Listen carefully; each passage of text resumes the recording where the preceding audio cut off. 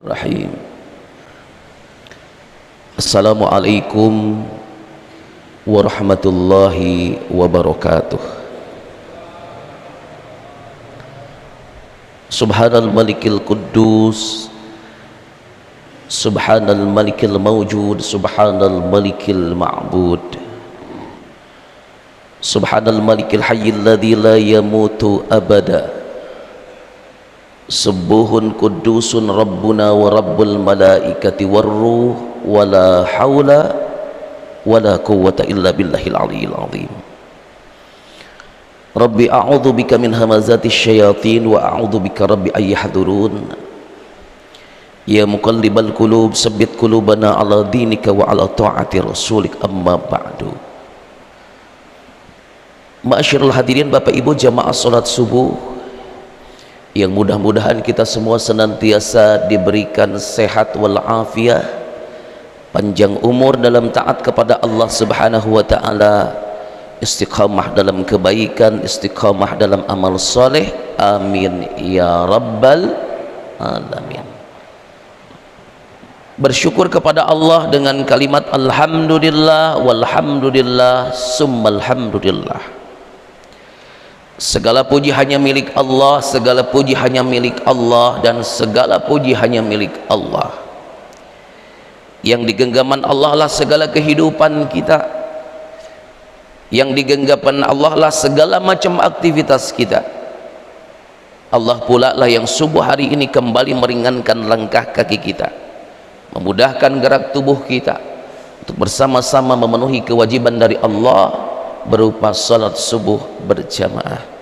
Mudah-mudahan lagi-lagi kita berharap kepada Allah, kita termasuk orang-orang yang hati kita terpaut dengan tempat sujud, hati kita senantiasa terpaut dengan salat berjamaah, amin ya rabbal alamin. Bapak Ibu jamaah yang dimuliakan Allah Subhanahu wa taala, satu pekan terakhir barangkali bangsa kita, negeri kita dihadapkan pada berbagai macam bencana alam yang datang silih berganti, bencana alam yang datang seolah-olah bertubi-tubi.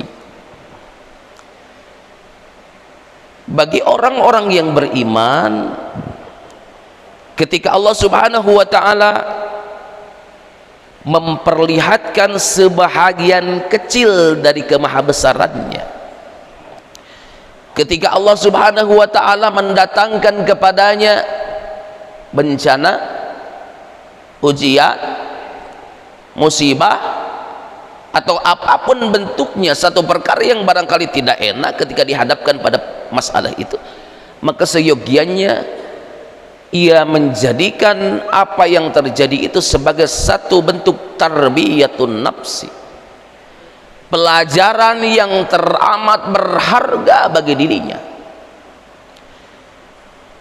Bencana alam yang terjadi seyogianya menjadi bahan tazkirah, menjadi bahan pengingat-ingat.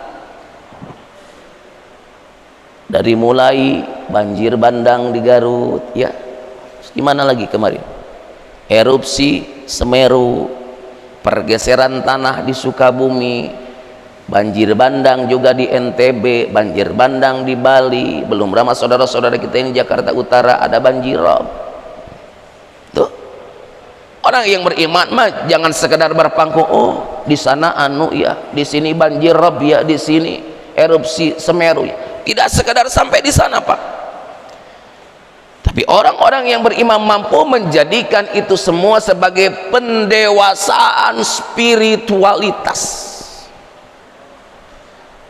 Apa pendewasaan spiritualitas yang dimaksud? Pendewasaan yang spiritual yang dimaksud adalah bagaimana kejadian alam yang terjadi itu bisa ia jadikan hikmah, bisa ia ambil hikmah dan pelajaran yang tentunya teramat berharga di dalam kehidupannya.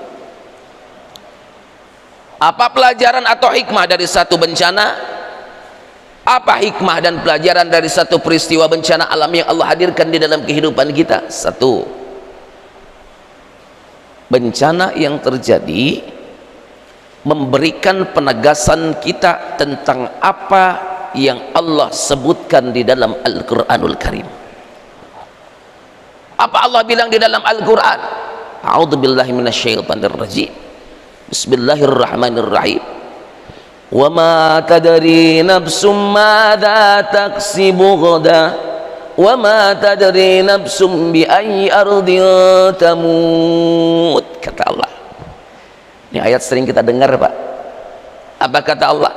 Wa ma tadri nafsum madza taksibu ghadan. Siapapun di antara kamu tidak ada yang tahu apa yang bakal terjadi di hari esok. Orang mau erupsi Gunung Semeru nggak ada yang tahu, Pak. Betul tidak? Kalaupun ada alat yang mampu mendeteksi pergerakan Gunung Merapi, pergerakan gunung-gunung vulkanik yang berpotensi meletus, sudah tidak bisa deteksi oleh manusia. Sehebat-hebatnya teknologi manusia nggak akan mampu mendeteksi apa yang Allah akan hadirkan di dalam kehidupannya, termasuk erupsi Semeru, banjir dan lain sebagainya. Siapapun kamu, tidak ada yang tahu apa yang bakal terjadi di hari esok. Kejadian di hari esok itu benar-benar sesuatu yang misteri. Dan begitu ada saudara-saudara kita yang di Lumajang, di kaki Gunung Semeru itu lagi di kebon, kan begitu. Lagi nambang pasir, lagi di sawah, kan begitu, Pak.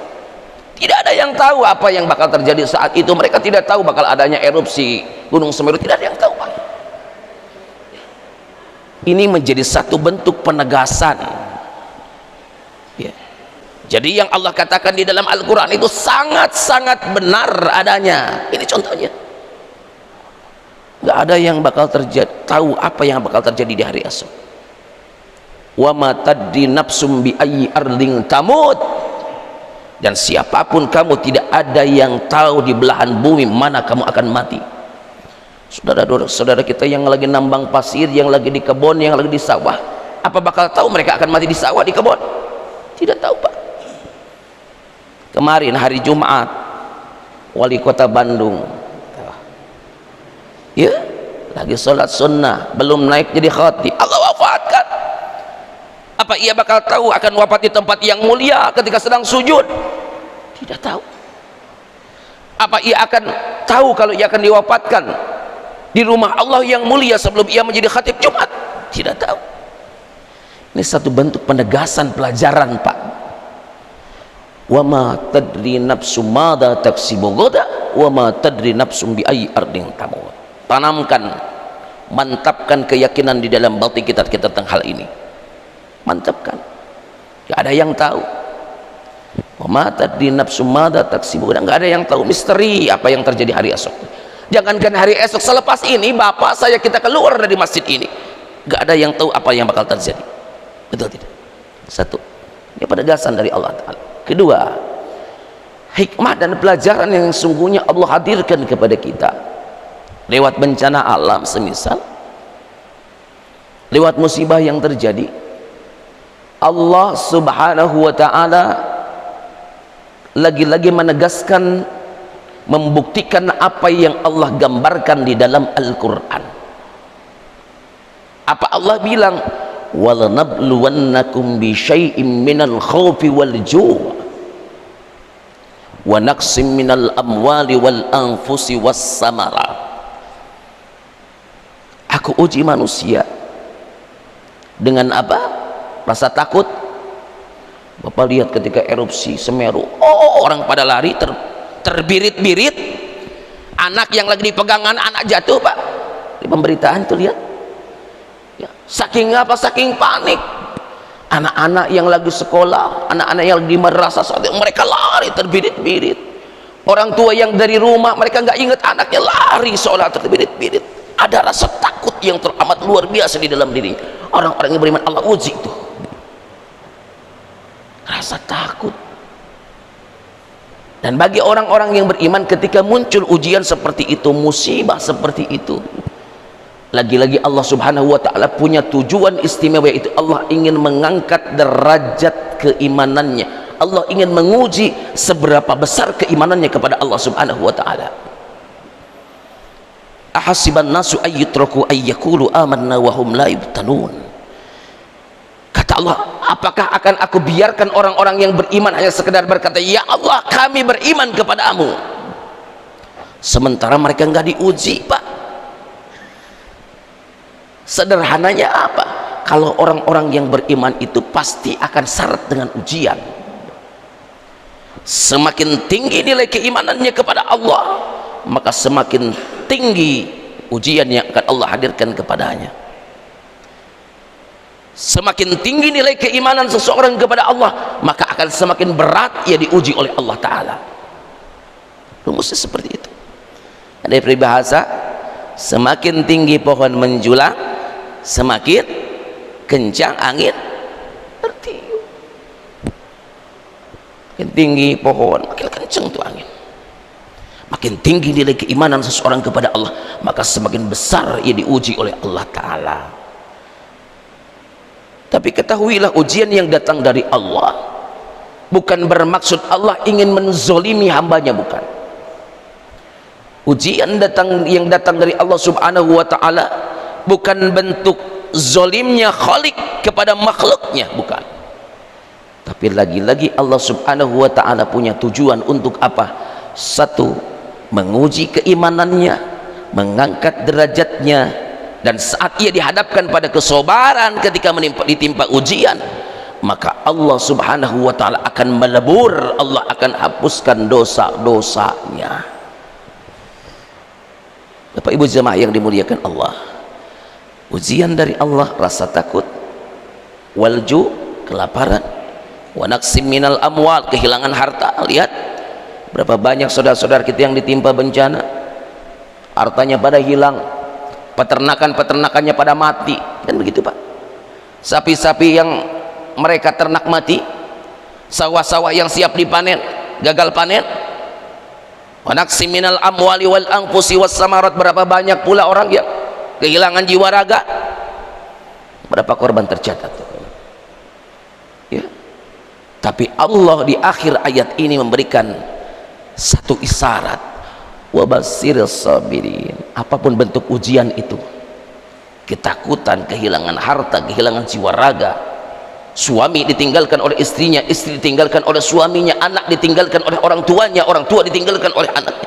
Apapun bentuk kesulitan itu, bentuk ujian itu, Allah bilang wabasiril sabirin.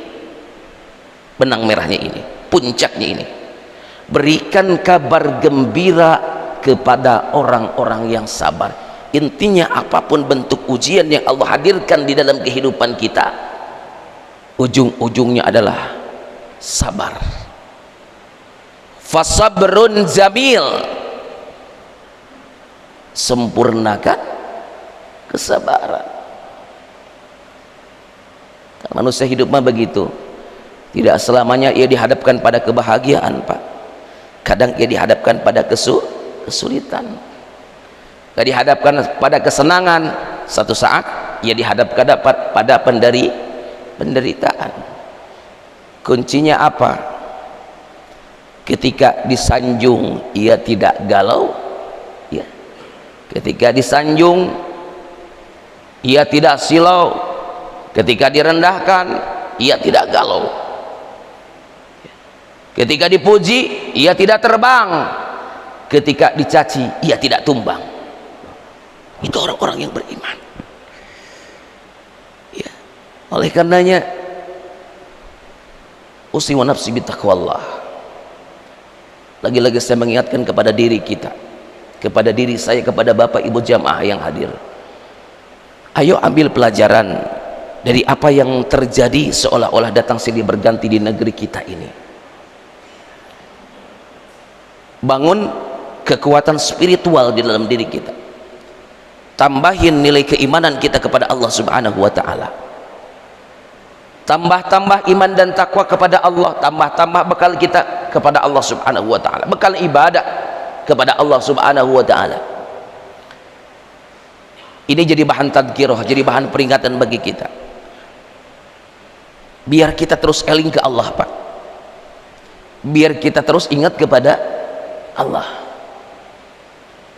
Ambil pelajaran, ambil hikmah, biar kita jadi orang-orang yang hati kita terus ta'alluq ilallah, terpaut, nyantel terus ke Allah. Di mana saja kita berada, kita ingat ke Allah. Di rumah, di jalan, di pekerjaan kita, di aktivitas kita, terus ingat ke Allah. Biar eling terus ke Allah. Jangan sampai Allah lepas dari diri kita, Allah lepas dari hati kita. Kalaupun sesuatu yang terjadi, musibah atau bencana yang terjadi, menjadi satu bentuk peringatan dari Allah, maka tugas kita orang yang beriman adalah mohon ampun, tobat ke Allah. Kan begitu ya. Nabi sudah memberikan rumus sederhana Pak bagi kita. Kalau ini barangkali bagian dari peringatan dari Allah subhanahu wa ta'ala terhadap bangsa kita, terhadap negeri kita, ambil pelajaran oleh semua, back to Allah, balik ke Allah, tobat ke Allah. Jangan-jangan selama ini Allah diabaikan, jangan-jangan selama ini Allah dilupakan, jangan-jangan selama ini Allah nomor duakan. Sok segera kembali ke Allah. Barangkali di hari-hari kemarin banyak dosa yang dikerjakan, banyak maksiat yang dilakukan, harta halal dicampur harta haram, kezoliman kerap kali kita lakukan, semisal kesalahan kerap kali kita kerjakan. Judulnya salah tuh, zolim itu tidak selamanya dalam bentuk perkara-perkara yang besar, tapi barangkali lisan kita zolim kepada tetangga, lisan kita zolim sama teman kita, ya. Sok segera kembali kepada Allah. Wasari'u ila magfiratim mir rabbikum, bersegeralah kamu meraih ampunan dari Tuhanmu, menyegerakan meraih ampunan dari Allah, menyegerakan meraih kasih sayang dari Allah, menyegerakan meraih rahmat dari Allah, adalah perkara yang harus kita segerakan di dalam hidup kita. Karena apa? Mumpung Allah masih berikan kesempatan kepada kita, Allah masih hidup ini kita, Allah masih gerakan langkah kaki kita. Kalau judulnya sudah Allah cabut roh dari jasad kita, kita bisa berbuat apa Pak? Gak bisa berbuat apa-apa lagi. Mumpung pendengaran kita masih jelas, penglihatan kita masih jelas, langkah kaki kita masih siap untuk melangkah, manfaatkan, pergunakan sisa usia kita dengan sebaik-baiknya. Ambil pelajaran, ambil hikmah dari musibah yang terjadi, ambil pelajaran dari ujian yang terjadi, dari bencana alam yang terjadi, jadikan sebagai pendewasaan spiritual kita. Semakin dekat kita ke Allah, semakin basah lisan kita menyebut asma Allah, semakin tekun ibadah, semakin sungguh-sungguh dalam ibadah. Sederhana, tinggal ada keinginan atau tidak di dalam diri kita untuk memperbaiki itu semua. Ada orang yang tahu ketika melihat bencana hanya sekedar berkata, kasihan ya di sana, di sana. Tidak ada rasa empati, tidak ada rasa kepedulian, jangankan membantu, doa pun tidak. Padahal Rasul mengajarkan selain kesabaran ketika dihadapkan pada bencana, kita turut berempati kepada saudara-saudara kita yang ditimpa bencana. Sanggup donasi, berikan donasi. Gak sanggup donasi, paling tidak bantu doa. Kan begitu Pak. Ada fasenya, ada tahapannya. Bagaimana apa yang kita lakukan itu bisa bernilai kebaikan bagi orang lain, jadi sedekah bagi orang lain, menghadirkan manfaat dan kebaikan bagi orang lain. Man kana lahu quwwatun falyatasaddaq bi quwwatihi, wa man kana lahu malun falyatasaddaq bi malihi, wa man kana lahu ilmun falyatasaddaq bi ilmihi. Ada pasanya. Kalau orang mau berbuat baik, mau sedekah itu macam-macam. Dengan ilmu ia bisa sedekah, dengan tenaga ia bisa sedekah. Ada harta benda dunia. Sekarang kan muncul tuh lembaga-lembaga donasi untuk saudara kita yang di Semeru, kan begitu ya, yang di mana yang ditimpa bencana alam, ikut ambil bagian di sana ya. Hadirkan empati buat mereka. Ini ajaran Allah dan Rasulnya. Wa ta'awanu 'alal birri wat taqwa wa la ta'awanu 'alal ismi wal 'udwan. tolong menolonglah kamu dalam perkara kebaikan dan takwa. Janganlah tolong menolong dalam perkara dosa dan kemaksiatan. Saudara kesusahan, ya tolong. Saudara kesulitan, yang berikan bantuan semampu kita. Dan inilah yang sesungguhnya disebut sebagai orang-orang yang beriman kepada Allah Subhanahu wa ta'ala. Mudah-mudahan kita yang hadir di subuh yang mulia ini termasuk orang-orang yang tergerak hati kita untuk empati kepada saudara-saudara kita yang ditimpa bencana, paling tidak dengan berdoa. Dan mudah-mudahan kita yang hadir di subuh yang mulia ini termasuk orang-orang yang mau mengambil hikmah dan pelajaran dari bencana yang terjadi, sehingga tambah keimanan kita, tambah ketakwaan kita, tambah kedekatan kita kepada Allah Subhanahu wa ta'ala. Amin ya rabbal alamin. Wallahu a'lam. Al-Fatihah.